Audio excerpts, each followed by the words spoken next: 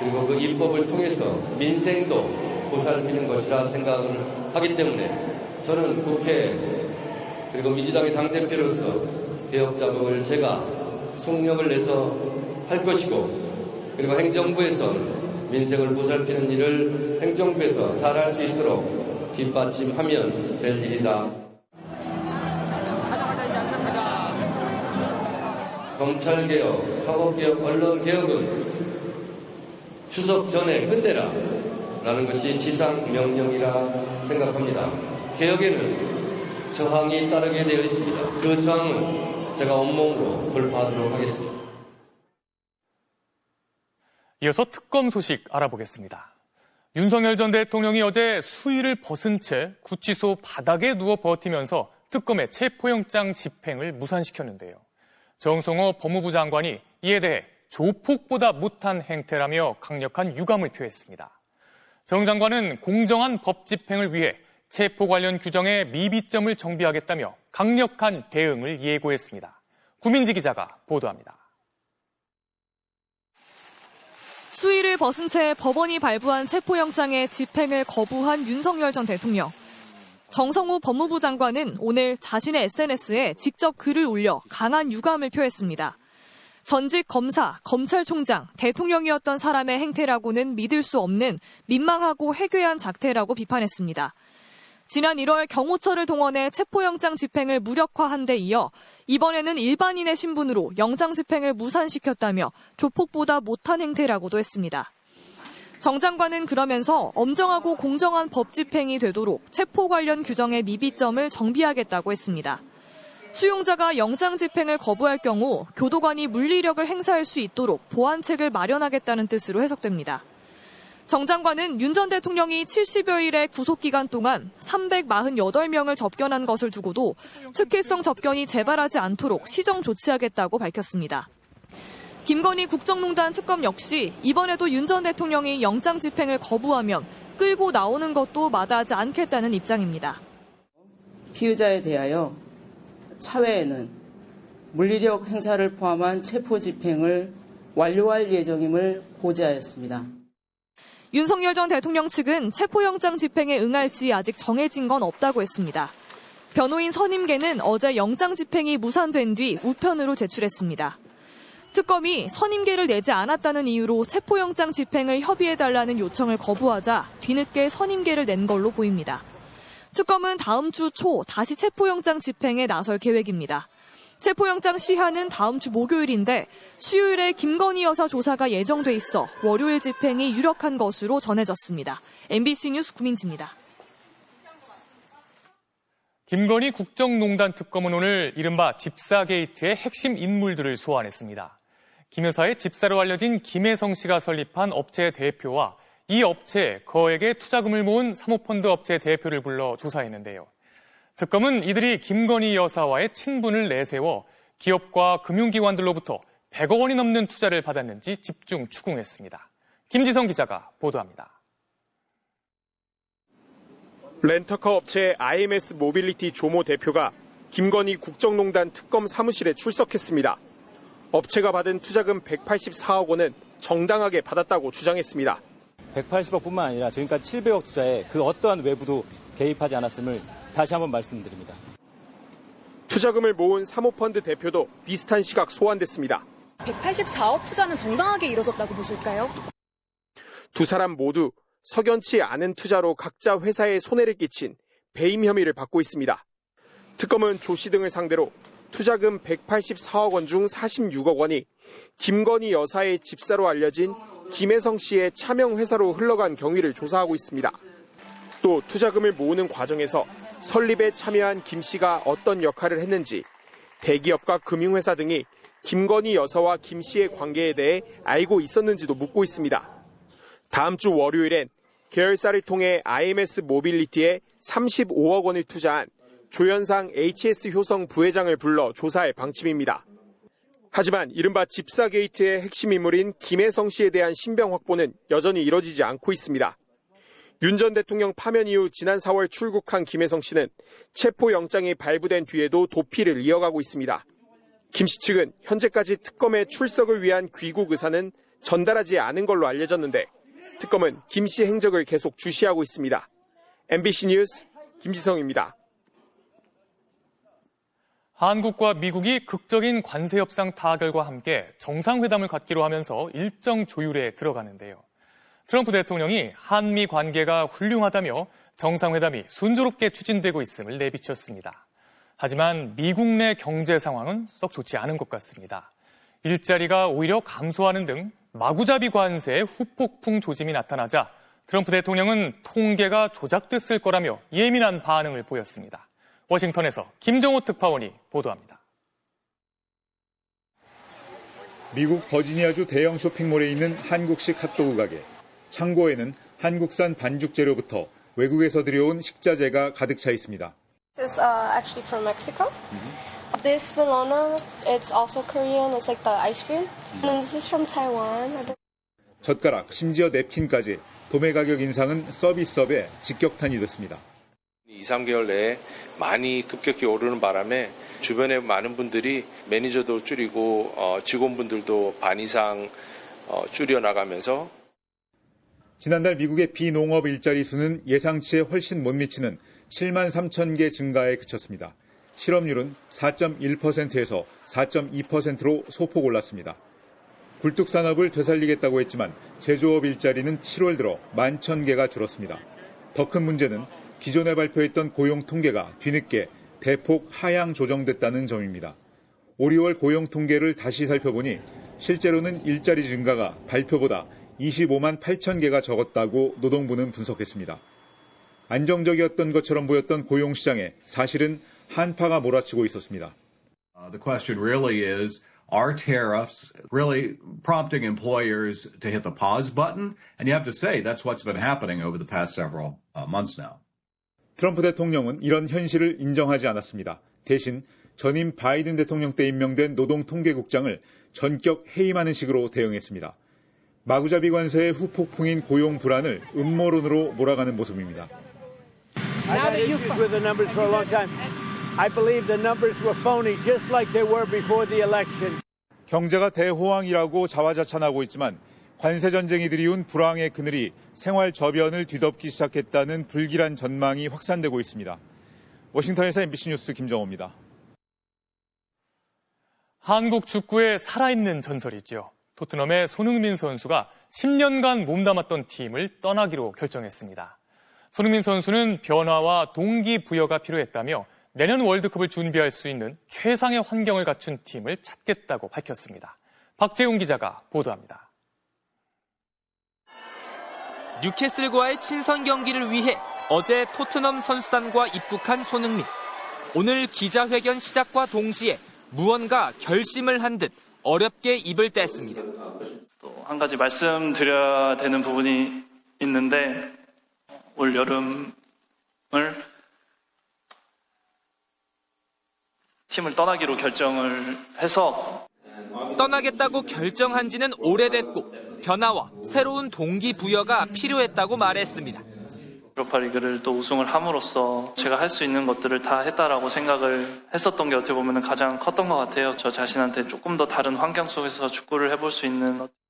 구체적인 팀이나 리그를 언급하지는 않았지만 미국 LAFC행이 거론되는 가운데 손흥민은 내년 북중미 월드컵이 있는 만큼 자신이 가장 행복할 수 있는 팀을 선택하겠다고 밝혔습니다. 월드컵이 가장 중요하겠죠. 저의 마지막 월드컵이 될 수도 있기 때문에 어떻게 보면 제가 모든 것을 다 쏟아부을 수 있는 그런 환경이 돼야 된다고 생각을 하기 때문에 23살이던 지난 2015년 토트넘에 입단해 공식 경기 173골에 101개의 도움을 기록한 손흥민은 2020년엔 벌리전 70m 폭풍 질주골로 한 해 최고의 골을 넣은 선수에게 주어지는 푸스카스상을 수상했고 3년 전엔 아시아 선수로는 최초로 프리미어리그 득점왕을 차지하며 월드클래스 선수로 인정받았습니다. 올해 유로파리그에선 토트넘에 17년 만에 우승컵을 선물하며 생애 첫 우승까지 기록해 토트넘의 레전드 반열에 올랐습니다. 10년 만에 이적을 공식화하면서 손흥민에겐 내일 주장 완장을 차고 출전하는 뉴캐슬전이 토트넘 소속 마지막 경기가 될 전망입니다. MBC 뉴스 박재웅입니다.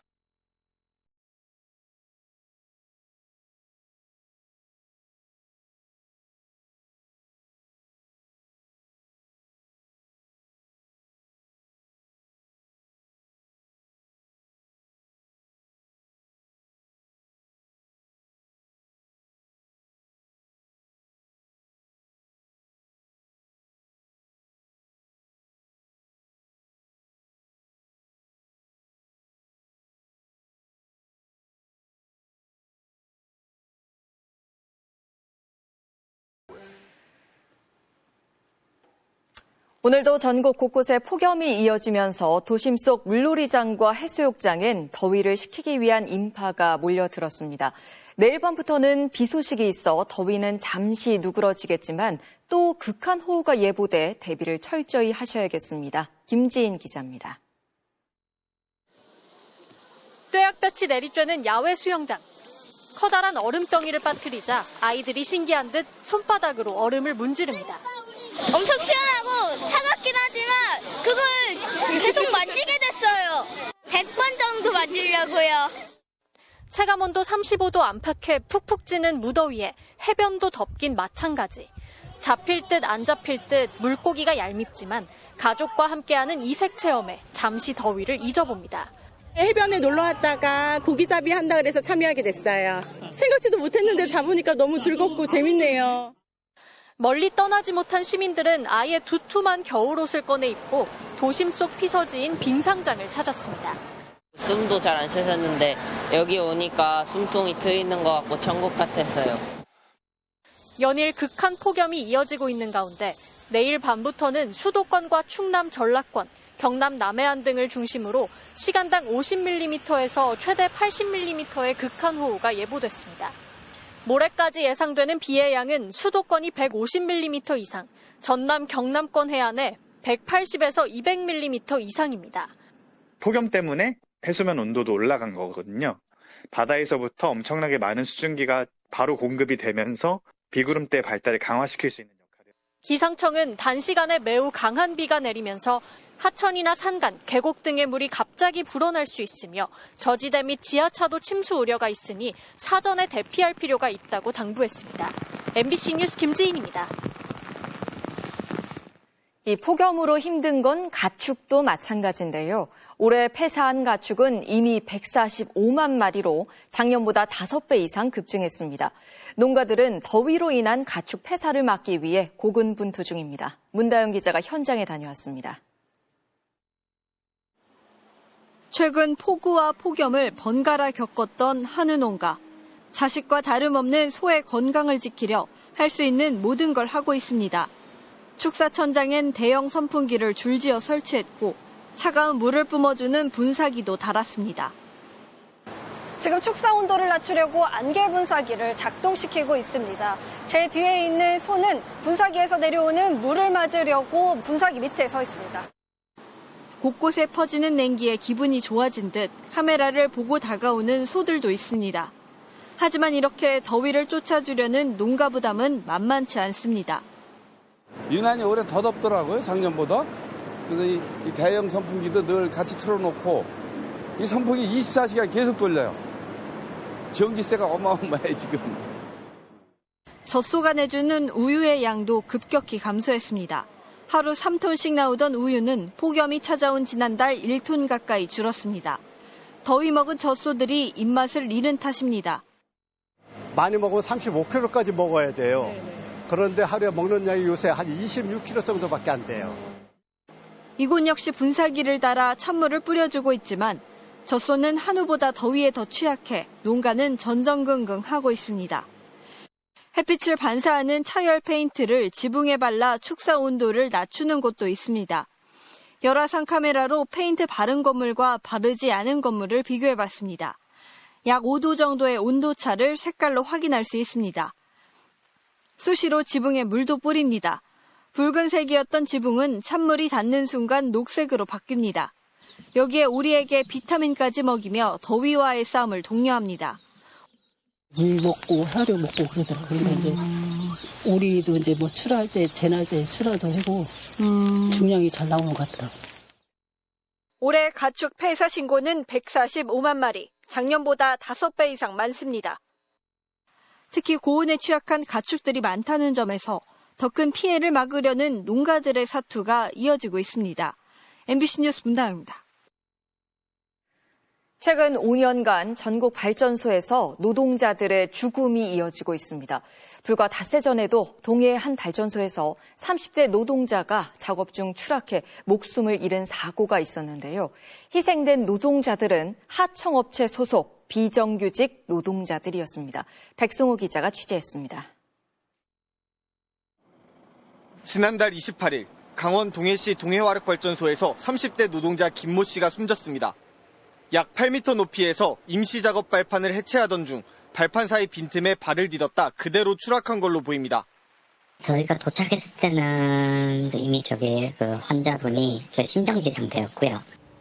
김 씨는 동서발전이 일감을 주고 있는 울산의 한 정비업체와 한 달짜리 단기 계약을 맺었던 일용직 노동자였습니다. MBC가 입수한 김 씨의 근로계약서입니다. 계약 기간은 7월 1일부터 31일까지.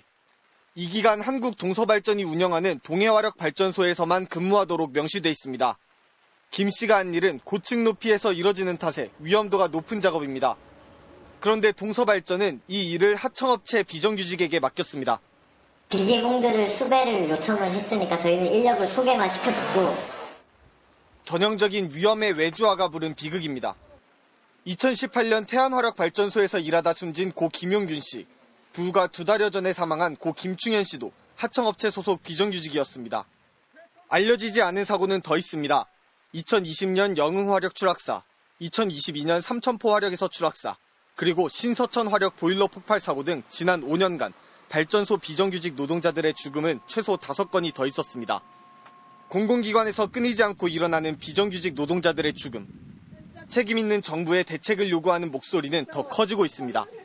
노동자의 죽음을 막을 수 있는 권한을 가진 자가 침묵한다면 그 침묵은 살인의 공범입니다. 공공기관에서 시작된 이 죽음을 막을 수 없다면 그 어떤 민간기업에서 살인도 막을 수 없을 것입니다.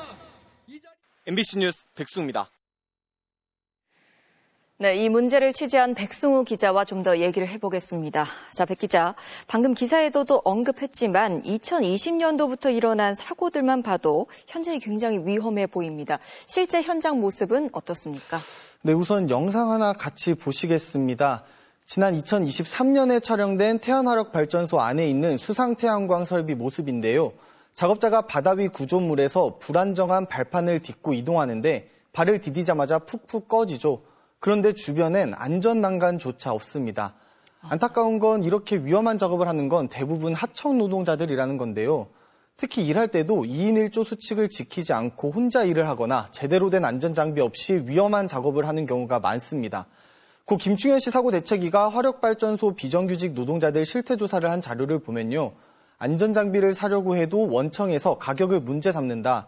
원청은 실질적인 대책보단 구색 갖추기에 급급하다처럼 구조적인 문제를 지적하는 경우가 많았습니다. 예, 이번에 숨진 노동자의 경우를 보면 시공사와 계약을 맺었지만 시공사는 동서발전에서 일감을 얻은 거고 이렇게 되면 노동자가 동서발전을 위해서 일했다 이렇게 봐야 되지 않을까 싶은데요. 동서발전은 법적으로 책임이 없는 겁니까? 동서발전은 자신들은 단순한 공사 발주자일 뿐 원하청 관계는 아니라고 선을 그었는데요. 하지만 법은 실제로 현장을 누가 지휘 관리했는지를 중요하게 봅니다. 노동당국도 이번 사고와 관련해 동서발전이 실질적인 지휘 운영 주체였는지를 중점적으로 들여다보고 있습니다. 책임 여부만큼 중요한 건 이런 비극을 막을 수 있는 근본적 문제를 해결해야 하는 건데요. 바로 위험의 외주화 문제입니다.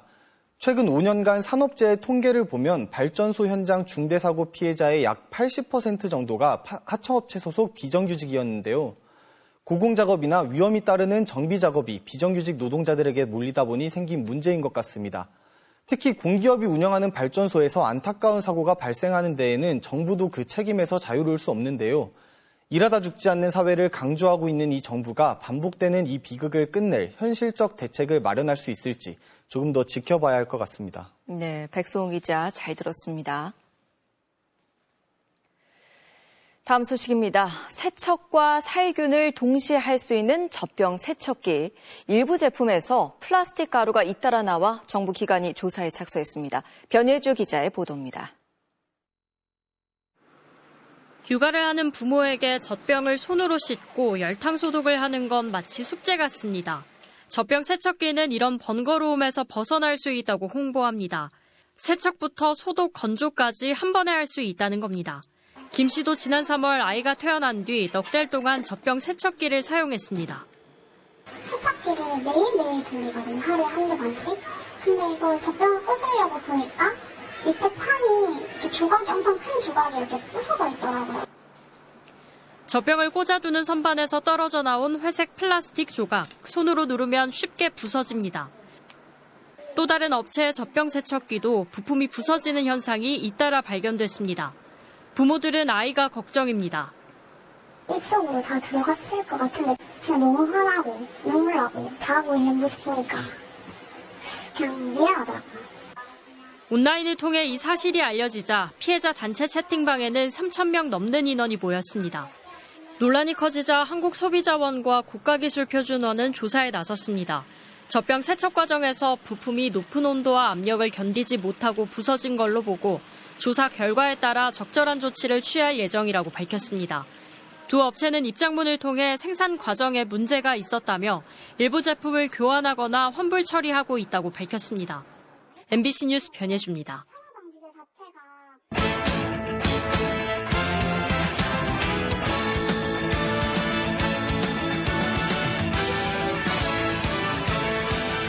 토요일 밤 스포츠 뉴스입니다.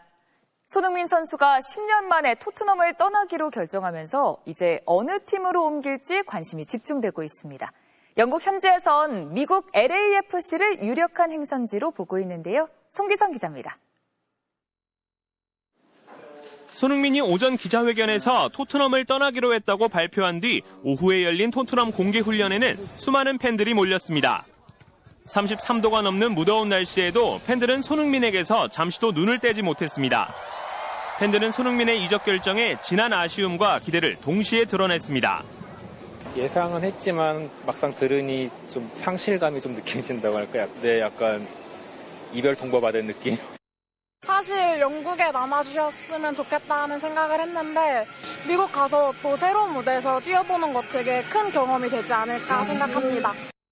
손흥민이 새 둥지를 틀 팀이 어디가 될지 최고 관심사로 떠오른 가운데 손흥민의 토트넘 결별 소식이 전해지자 현지 매체들은 프리미어리그에서 보여준 손흥민의 활약에 찬사를 보내면서 일제히 최근까지 꾸준히 러브콜을 보내온 미국 LAFC를 유력 행선지로 꼽았습니다. 영입 경쟁에 뛰어든 사우디리그 팀들이 훨씬 많은 이적료를 제안했지만 토트넘이 10년간 팀을 위해 헌신한 손흥민의 결정을 존중하기로 했다는 분석도 이어졌습니다.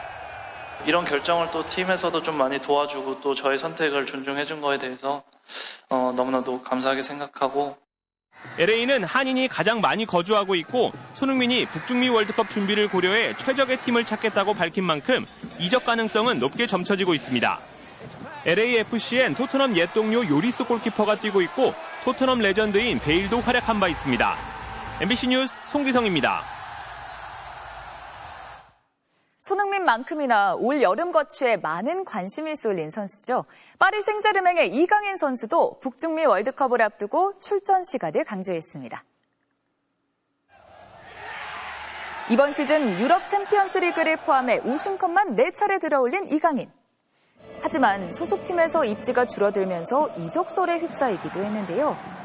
오늘 팬미팅 행사에서도 출전 기회에 대한 아쉬움과 각오를 드러냈습니다. 좋은 모습을 보여드리고 더 하루하루 발전을 하면 더 좋은 기회가 있지 않을까. 손흥민처럼 북중미 월드컵에 대한 간절함이 큰 거겠죠. 날씨가 한국보다 더 더웠거든요. 월드컵이란 큰 무대가 다가오기 때문에 해당의 컨디션으로 준비할 수 있도록. 템파베이 김하성 선수가 부상자 명단에서 돌아왔습니다.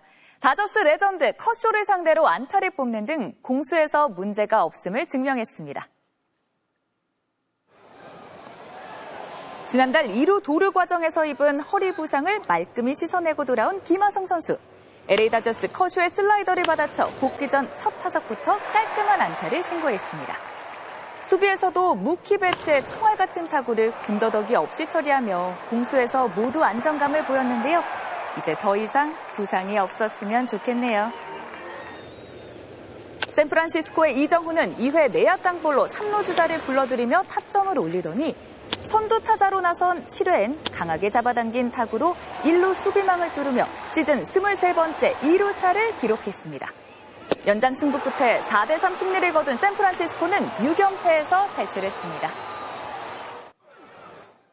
K리그2 경남 이중민 선수의 원더골입니다. 골키퍼도 그저 쳐다만 볼 수밖에 없는 환상적인 득점이네요. 토요일 밤 스포츠 뉴스였습니다.